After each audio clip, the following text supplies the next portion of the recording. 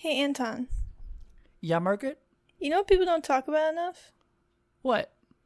When, after coming back from the football game with Wilhelm, and Simon is talking to Sara, and he's all giddy, and Sara says, "Isn't the thing about the royal family is they can never change."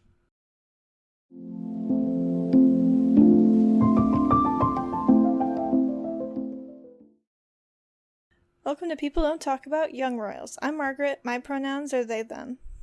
And I'm Anton. My pronouns are he, they. And we're people here to discuss the show our friends are sick of hearing us talk about. If that sounds like you, stick around. If your friend sent you this podcast out of a desperate attempt to get you to watch Young Royals, take this as a sign. Go watch Young Royals, then come back to this podcast. Margaret, what are we talking about today? Today we will be having a character discussion of Sara in episode 2 of season 1. Almost forgot about what episode we were talking about. Having decided we have no choice but to stand. Woohoo! I also need you to know that in our, not the cold open, but the intro, when we say our pronouns, I almost just read pronouns. I always am afraid that one of us is going to do that. I'm Margaret, my pronouns are pronouns. I'd be like, wait a minute. Yeah. Okay. We're off to a really good start. In this discussion, we won't be summarizing the plot of the episode because we already did that. If you need or want a refresher, head back 9 episodes in our feed. Shit. To our most recent This Week at Hilarska for a full breakdown. This episode of session will likely be all over the place, so strap in. You have been warned.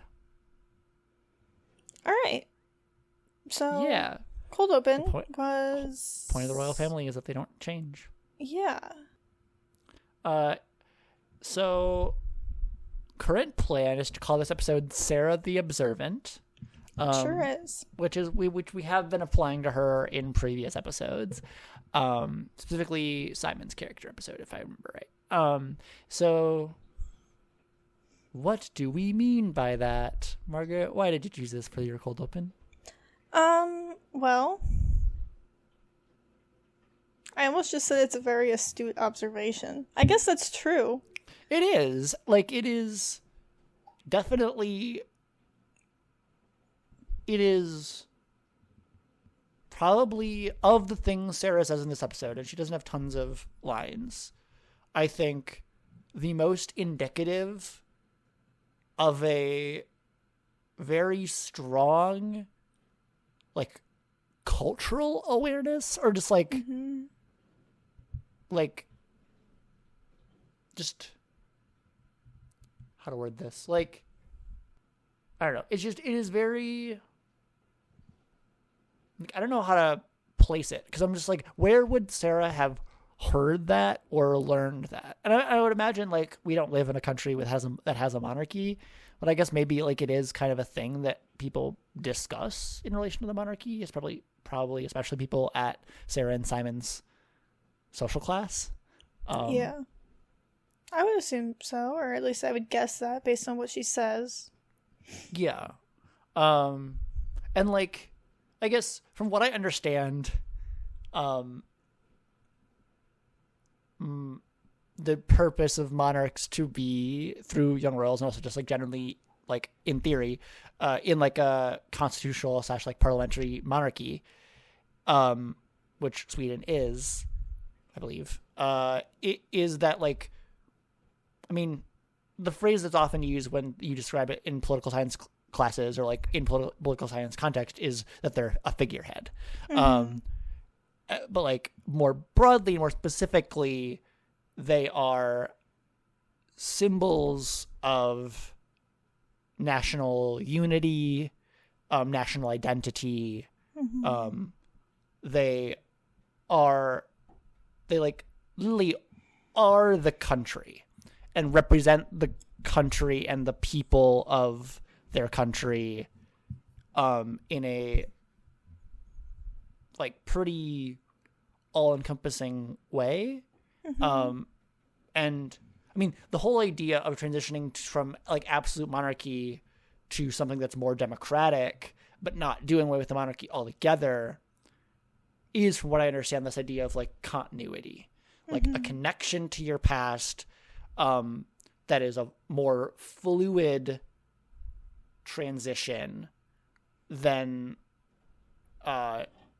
like something like a France, which I know France after the French Revolution, France did briefly have king again, but like still like that's pretty like a famously violent revolution that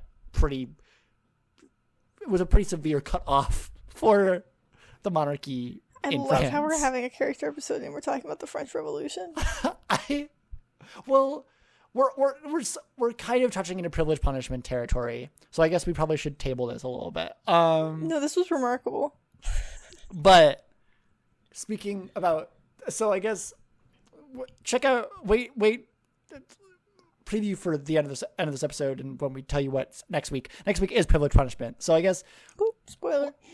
I'll come back to the French Revolution in a week. But I'm so excited. Is the French Revolution your Roman Empire? Be honest.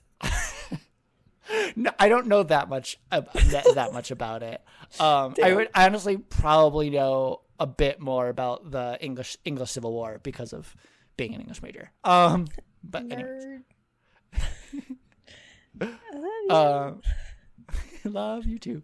But relating back to Sara, something that we have, I think, talked about in previous episodes, but at least definitely off pod, about something we appreciate about her in this episode and why we're standing her, is that she is a person who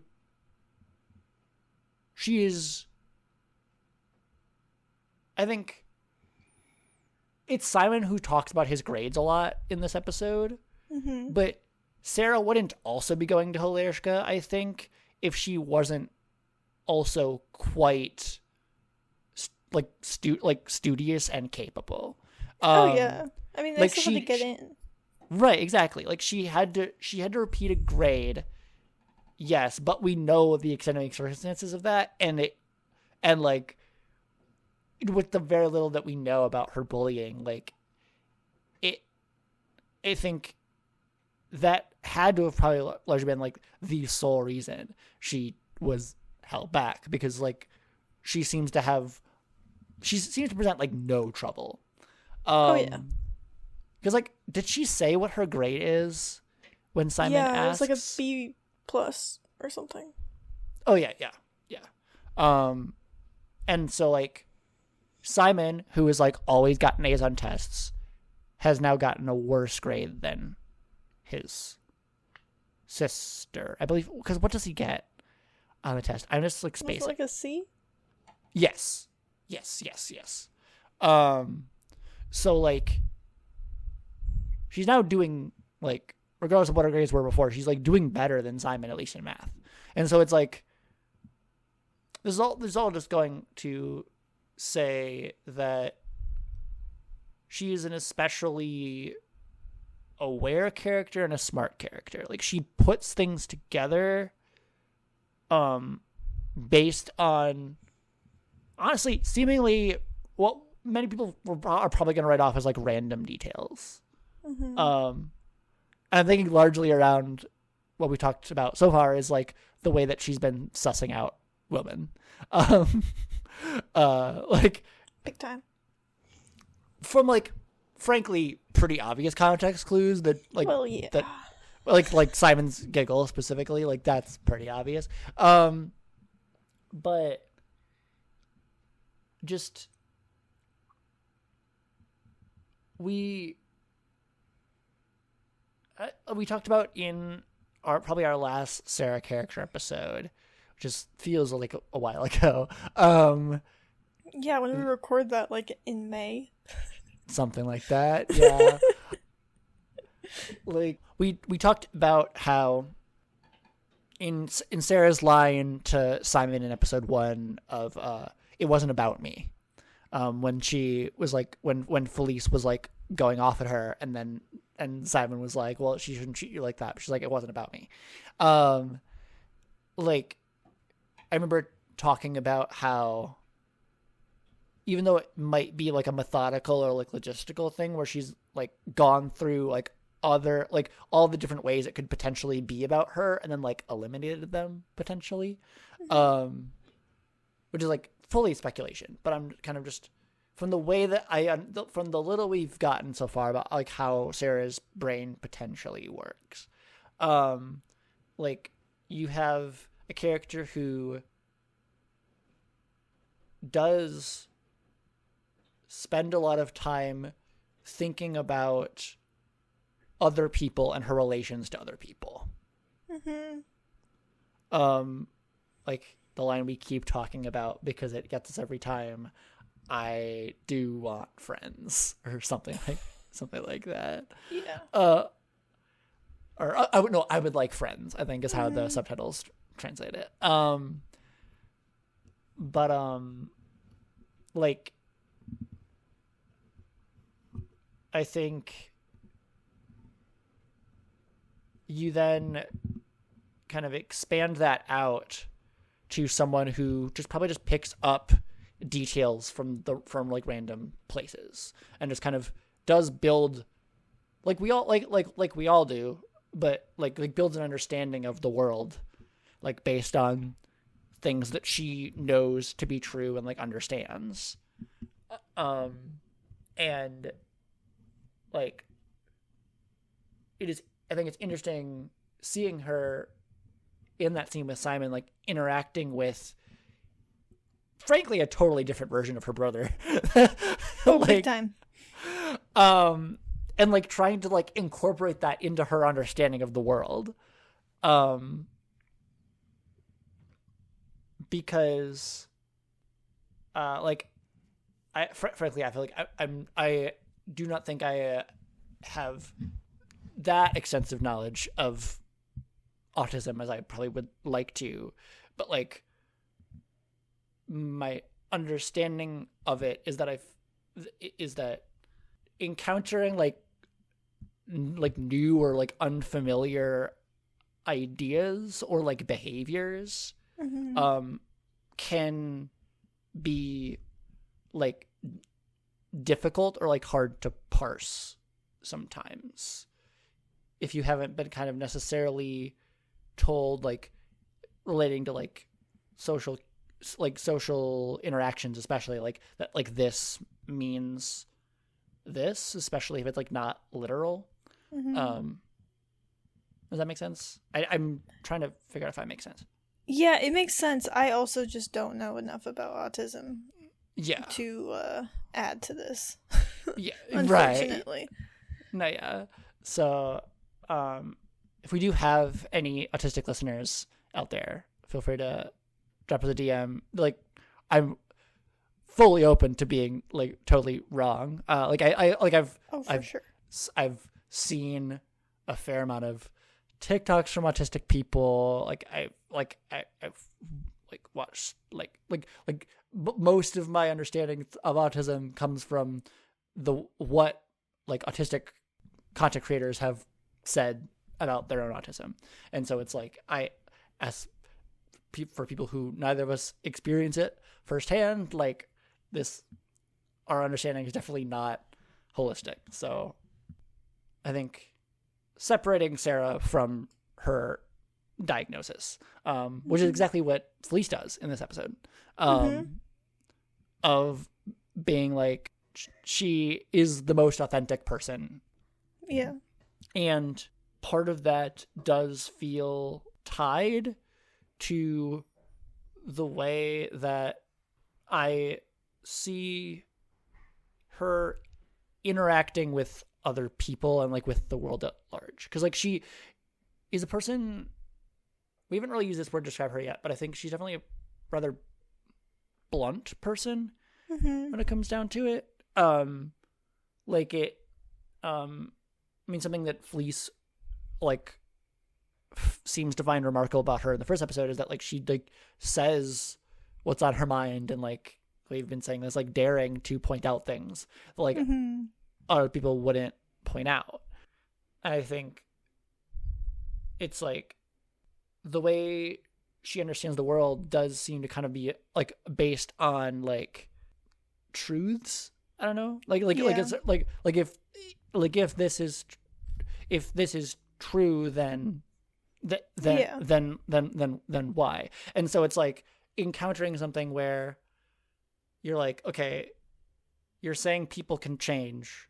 You're talking about that relating to the royal family, which doesn't or a member of the royal family, which doesn't change, which could, I guess, potentially be a case of her taking something literally, where like, because in a lot of ways I think I mean, not like literally, but like metaphorically, the royal family never changes. I think it is often like you need to represent the past, which means like not representing like newer values, essentially. But I think like I'm trying to it's, I mean, with Sara, the wording of these things can sometimes be difficult, because Margaret and I have talked about this off pod. Like,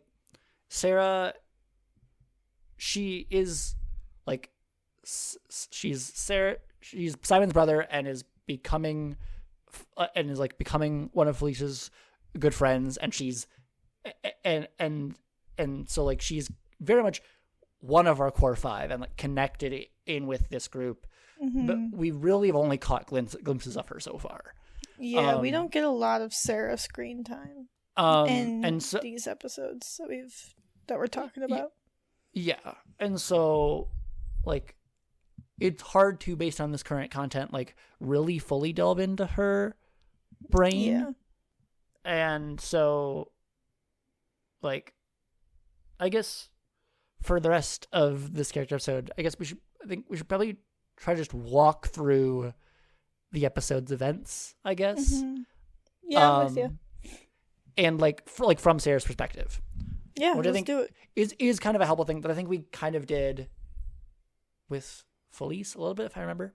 It's been a bit for us listeners. So, but Sara, she begins the episode like hoping that her conversation with Felice at the party did something, and realizing it didn't.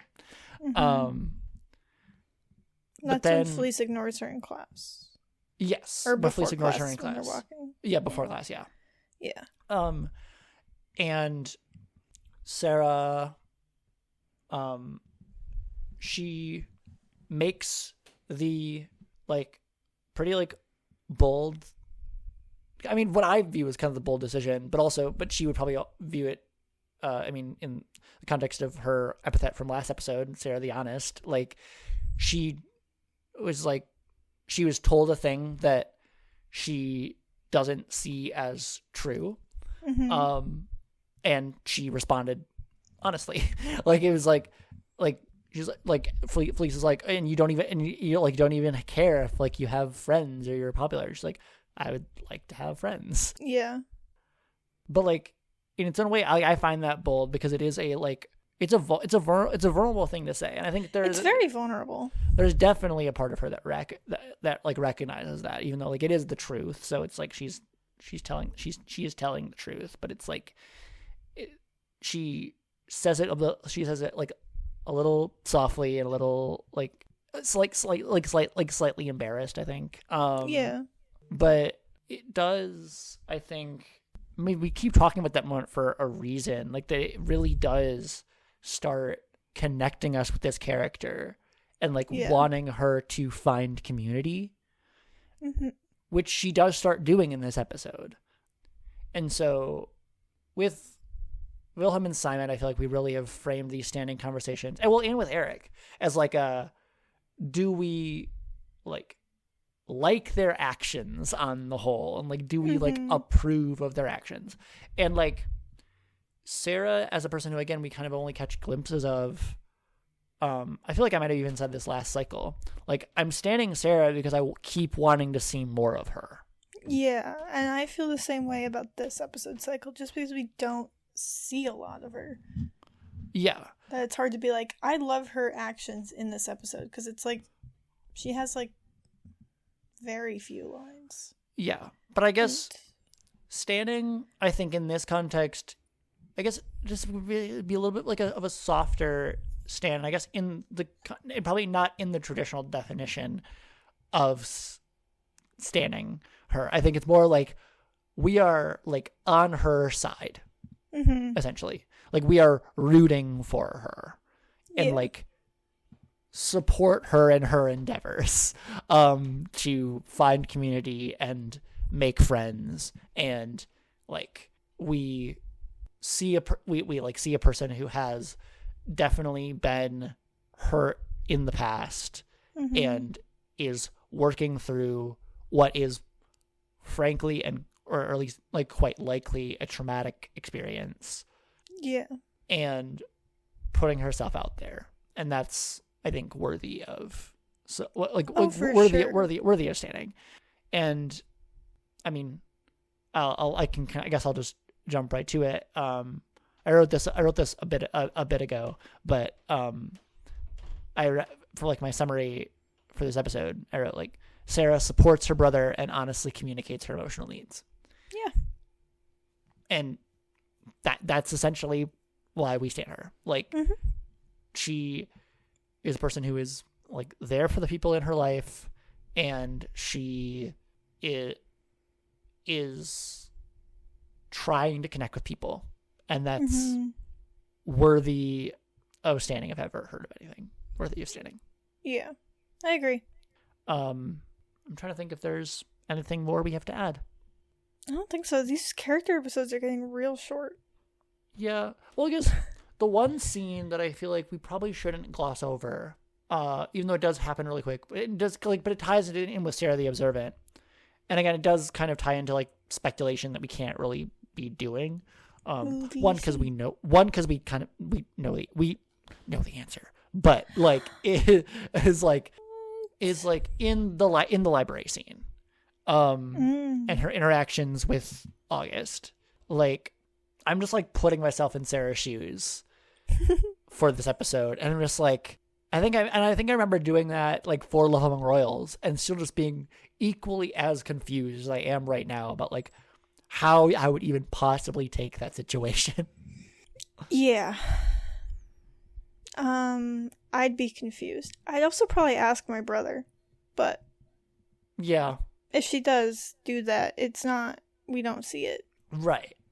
And like, I don't know how many like weird conversations Sara has with total strangers on a daily basis, but like I can also see a world, and maybe this is the only child in me where I don't think of confiding in a sibling in that way, but like I am just like, that was just so weird that I feel like I would just like choose to forget about it. Nah, I'd be like, Ben, what the hell was that? Ben's my older brother.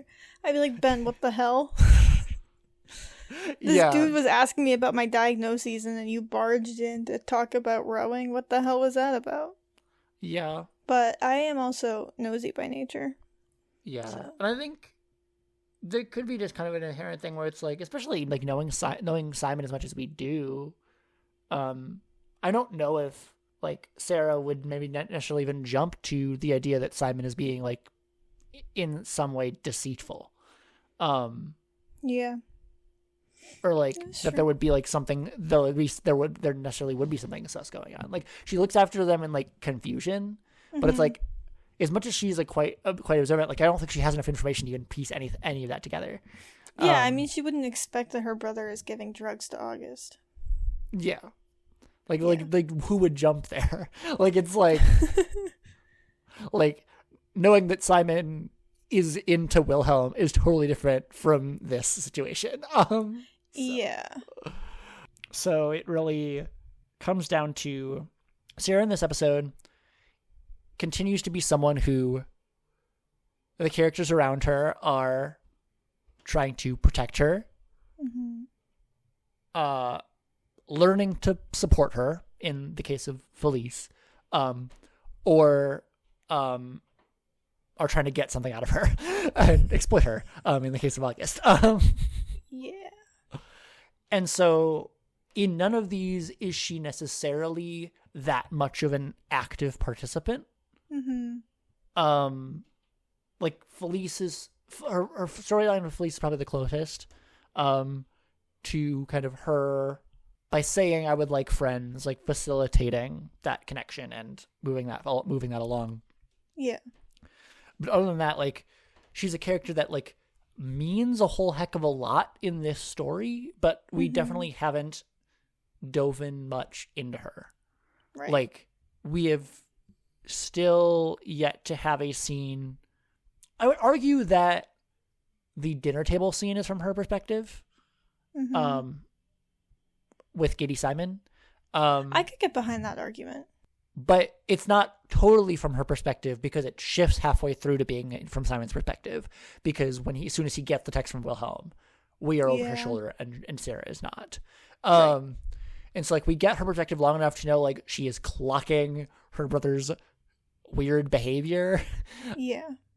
And we get, like, her perspective for, like, a split second at horror movie night, knowing that she's observed something next to her. But that is still very much her like perspective, like, related to other characters. And so, like, she's still definitely a, like, she's let's have it. So it's not an original joke. Doesn't matter. Because it's literally a reference. But it's also not, anyways, she's like an onion or like an ogre. And that she has layers. And we haven't gone deep enough yet. God damn it. Can I tell you a secret? What? I hate onion. It feels like raw bugs in my mouth. Raw onion or all of it. Or just all onion? It's a texture thing. I cannot get behind it. Onion powder? Okay, whatever. Sure, fine. Like, the flavor is fine. It's just the texture thing. The texture is a sensory nightmare.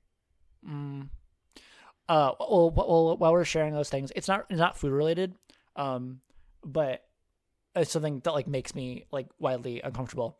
I don't know if it's, like, literally a misophonia, like that this actually caused me, like, physical pain, like this sound, but I know something that is, like, worse than nails on a chalkboard for me personally is any interaction with styrofoam. Okay, yes. Because I will spend the extra, like, $3 or $4 or whatever it is to buy eggs that are in cardboard, both because it's better for the environment and because styrofoam makes me violent. Yeah. Like, specifically, like, just like, a person's hand touching styrofoam is, like, barely bearable.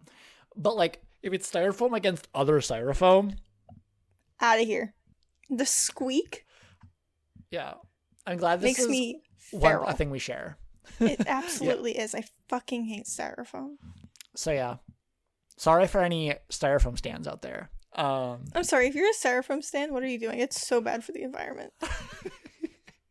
It's an environmental nightmare. Did you know packing peanuts dissolve in water? Some of them. Hello. I don't know how much of this I'm going to be able to cut, but Margaret just left the meeting. That's fun. I'm just staring at my own face. I don't know what the hell just happened. Hi. That was so scary. Our call just dropped in the middle of a sentence. I was like, I don't know how much of this I'm going to cut, but I'm just looking at myself in the face because Margaret's just left the call. I didn't mean to. You're good. I think this is a sign this episode should be done soon. Probably. And, like, now. So, oh yeah, you're doing the outro. So, I sure am. Thank you for listening. If you'd like to keep up to date with when we release new episodes and other pod-related announcements, you can check out our Instagram at People Don't Talk About. And we made a Threads. It's the same username. So it's called Threads. Same handle. Same handle. Probably.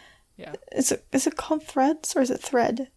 It's Threads, yeah. Threads. Well, plural, yeah. I sound like a fucking boomer. Okay. Our next episode will be Pride and Punishment. Privilege punishment. You always like to say. You also always like to make a Jane Austen novel. You did literally do that once, and I forgot to correct you on the actual episode, and it's like. Am I you? Like, what is happening? Eagle-eared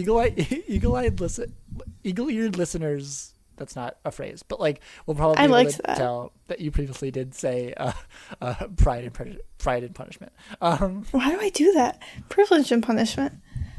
Yeah. So stay tuned. I just said that's literally a combination of Crime and Punishment and Pride and Prejudice. I've never read and or seen Pride and Prejudice. And for some reason, it's just really locked in my little rat brain. I know. Yeah.